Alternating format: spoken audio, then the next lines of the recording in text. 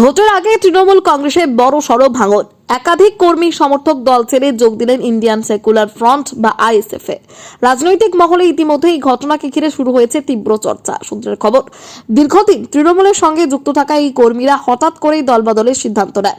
তাদের দাবি, বর্তমান রাজনৈতিক পরিস্থিতি এবং নেতৃত্বের ওপর আস্থা হারিয়েই তারা নতুন পথ বেছে নিয়েছেন। অন্যদিকে আইএসএফ এর নেতৃত্ব এই যোগদানকে স্বাগত জানিয়েছে। এটি শুধুমাত্র শুরু, আগামী দিনে আরো বড় সড় যোগদান হতে পারে। বিশেষ করে বিধায়ক নওশাদ সিদ্দিকীর নেতৃত্বে ভাঙড়ে সংগঠন ক্রমশই শক্তিশালী হচ্ছে বলে দাবি দলের।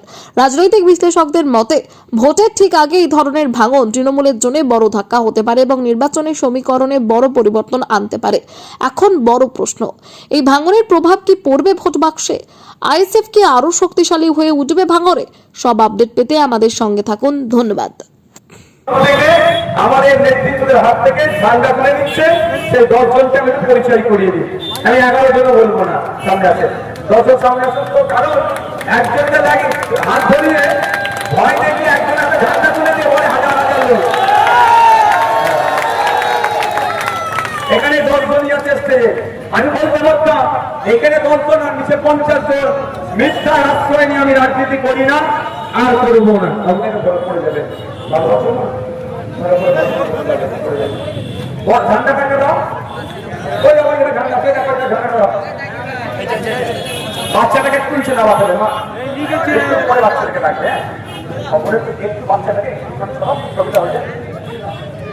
আচ্ছা, আমাদের ইউনিস মিস্ত্রি, ওসমান মিস্ত্রি ভাই আর জাহাঙ্গীর মানি ভাইয়ের হাত থেকে পতাকা তুলে নিচ্ছে আমাদের দলের আদর্শে আদর্শিত হয়ে।